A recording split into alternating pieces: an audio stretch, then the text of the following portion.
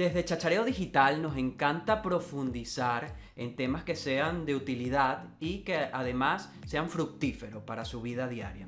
Entonces, a raíz de lo que veníamos conversando sobre sostenibilidad, sobre sustentabilidad, creo, Gaby, que sería muy oportuno quizás conversar sobre todo algo que está haciendo tendencia en sectores de emprendimiento, en donde se producen ideas, en coworkings, en lugares donde se producen negocios, que es el tema de economía colaborativa.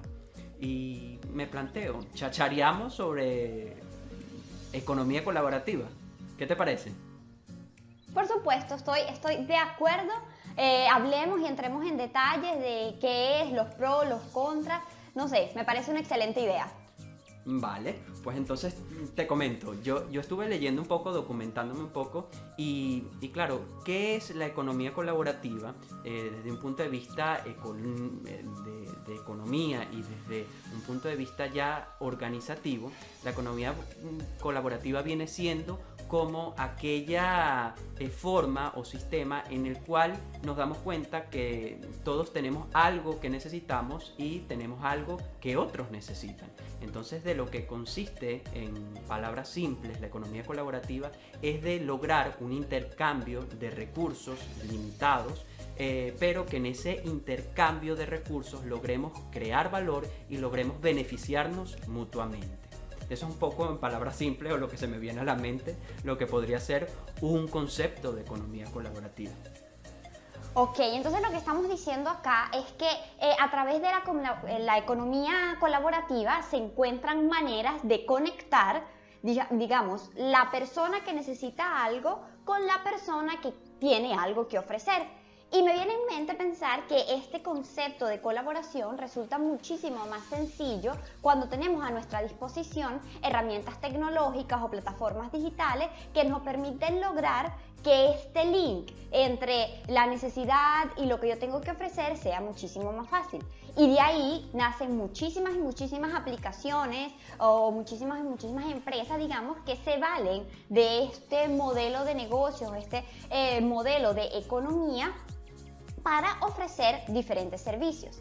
Es obviamente un modelo muy disruptivo porque no es una cosa muy estructurada que sigue las reglas precisas de lo que nosotros pensamos que es una estructura organizativa tradicional y además trae, como decías claramente, un elemento muy importante que es la sostenibilidad, porque busca también utilizar de una mejor manera los bienes que alguien podría tener. Te pongo un ejemplo, un carro. ¿Cuántas horas al día pasa un carro parado? O sea, el mínimo, el porcentaje del día en donde nosotros utilizamos efectivamente el carro, para quien lo tiene claramente, es muy poco. Entonces es pensar, ajá, ¿y por qué yo no permito que otras personas que lo necesiten utilicen ese bien que yo no estoy utilizando mientras yo no lo necesito? Y el mismo concepto con, por ejemplo, inmuebles o con otro tipo de bienes que tú puedas tener, que cuando hablamos de bienes, y creo que aquí tú nos puedes ayudar un poco mejor a entender, de que cuando hablamos de economía colaborativa quizás no hablamos directamente de un bien, pero puede ser conocimiento o puede ser otros elementos los cuales podemos Claro, introducir es que acá. por ejemplo hay tres elementos fundamentales en los que muchas de las teorías sustentan. Puede haber economía colaborativa en el tema de información. Por ejemplo, cuando tú tienes formación en una especialidad determinada, pues es un conocimiento que quizás otra persona no tenga, pero a su vez esa persona puede que tenga un conocimiento que quizás tú no tengas. Entonces en ese intercambio de información puede haber una colaboración mutua que permita incentivar el crecimiento económico, el crecimiento empresarial, el crecimiento individual de las personas. Por otro lado, también está la colaboración a nivel productivo, que por ejemplo, si tú tienes una empresa que tiene, no sé, se me ocurre, unas máquinas especiales para producir ciertos elementos de un objeto necesario para la cotidianidad, otras personas como otras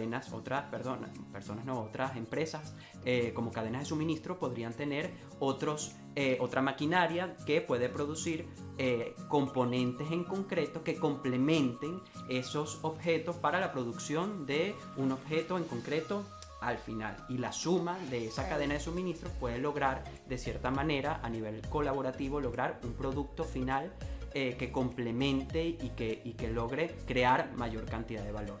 Luego también, dentro de la economía colaborativa, encontramos el tema del micromecenazgo, todo lo que tiene que ver con la financiación colectiva, que eso creo que ya lo hemos estado conversando en chachareos anteriores, pero realmente también es una forma de economía colaborativa lo que hablamos de que existen nodos o partes que entre un colectivo pueden lograr financiar personas que tienen unas ideas en concreto, y esas ideas pueden ser útiles a lo mejor para el colectivo en total. Entonces el micromecenazgo también entra dentro de lo que se entiende como economía colaborativa.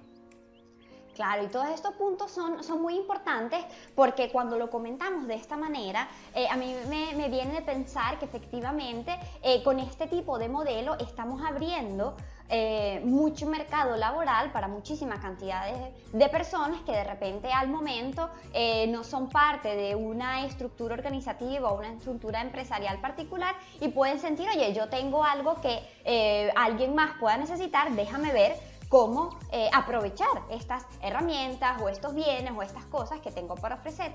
Sin embargo, es importante decir que la economía colaborativa durante todo el tiempo que lleva ocurriendo ha tenido un poco de personas o sí, grupos que dicen, bueno, no todo es tan maravilloso, hay pros, hay contras, y quizás es bueno un poco entender cuáles son las dificultades o las cosas que quizás todavía no están muy claras de cómo pueden funcionar al interno de este modelo. Y se me ocurre que una de las cosas que podríamos plantear es el hecho de que, por un lado, si bien hay mucha gente, como decía, que lo podemos ver como es simplemente abrir el mercado laboral, democratizar o permitir que muchas más personas tengan un modo de generar ingresos aprovechando conocimientos, aprovechando bienes, etcétera, etcétera. También una cosa que se puede comentar es que efectivamente quizás las relaciones laborales no son muy claras, porque no se trabaja bajo lo que se conoce como una relación de empleado-empleador tradicional, en donde hay de repente un tiempo, un horario laboral diario que tienes que cumplir con unas ciertas condiciones, con ciertos beneficios, pero tampoco está muy claro si son completamente autónomos quienes hacen parte de esto. Entonces esto es uno de los elementos que quizás genera un poco más de cuidado al interno de este tema. Claro, y yo creo que esto lo podríamos incluso ejemplificar. Por ejemplo, yo creo que el ejemplo más resaltante, o por lo menos aquí en España, que de cierta manera siempre se toca como ejemplo en el tema de economía colaborativa, es el ejemplo de la empresa BlaBlaCar.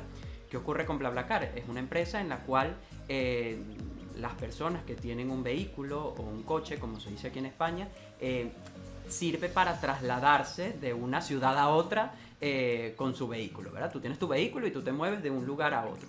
¿Qué ocurre? Los costes involucrados para trasladarte, como gasolina, depreciación del vehículo, el pagar las alcabalas, los impuestos que conlleva el pasar por autovías, todo eso puede amortizarse de cierta manera si las personas que van contigo en el vehículo colaboran para costear todo lo que significa la movilidad.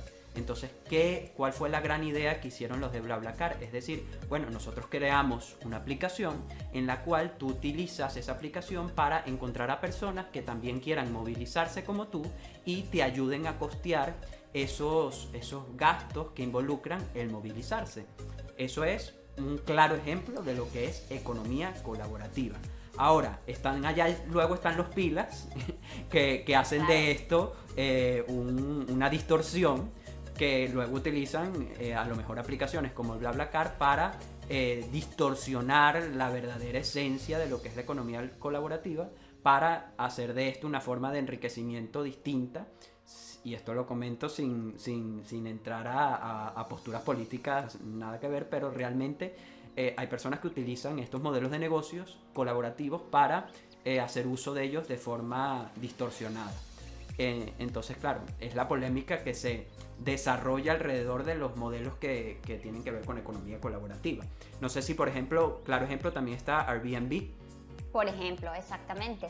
Sí, lo iba a mencionar, efectivamente. Otro ejemplo, al interno de las empresas, digamos, que nacen como parte de la economía colaborativa es Airbnb, en donde, digamos, la esencia era esa de ofrecer, si yo tengo un apartamento quizás que no uso por un periodo del año, ponerlo a disposición para que de repente durante las vacaciones otra persona lo alquile. Obviamente no estamos hablando de que todas estas metodologías son para completamente trabajarlas como si fuera un trueque o sin ningún tipo de ambición económica. Por supuesto existen transacciones económicas al interno de todos estos servicios como Airbnb, como Uber, como BlaBlaCar. Existe una transacción económica, pero la idea era utilizar los bienes que ya yo tengo y aprovecharlos de una manera diferente para ofrecérselos a quien lo pudiera necesitar. Pero efectivamente también aquí dentro de este modelo como el de Airbnb, hemos visto que sucede un poco lo que estabas comentando con BlaBlaCar, personas que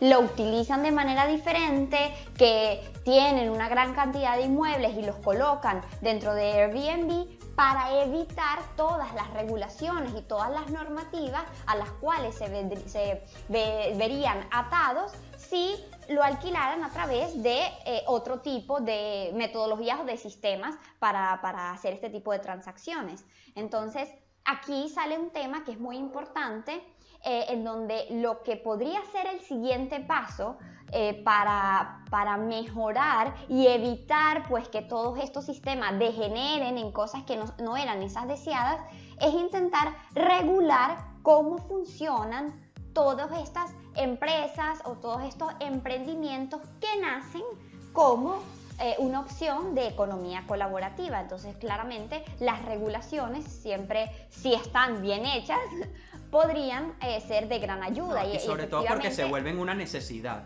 Disculpa que te interrumpa, pero también, o sea, también es porque se vuelve una necesidad, porque se presentan conflictos claro, estos son modelos de negocios que están teniendo éxitos en la actualidad, pero luego es como que se presentan intereses contrapuestos. Por ejemplo, el claro ejemplo que tú mencionaste de Uber. Claro, está Uber que presenta aplicaciones con connotaciones colaborativas, de economía colaborativa, pero ya, por ejemplo, los taxis tradicionales ya existían. Y para ser un taxista, por ejemplo, en las regulaciones que están aquí en España, se necesita adquirir ciertas certificaciones, pues alcanzar ciertas permisologías que en esencia cuestan dinero. Entonces, claro, se presenta el conflicto entre personas que para lograr ser taxistas necesitan pagar cierta cantidad de impuestos, cierta cantidad de certificaciones, y luego entran a prestar este mismo servicio agentes desde el punto de vista colaborativo que al final les quitan la cuota del mercado.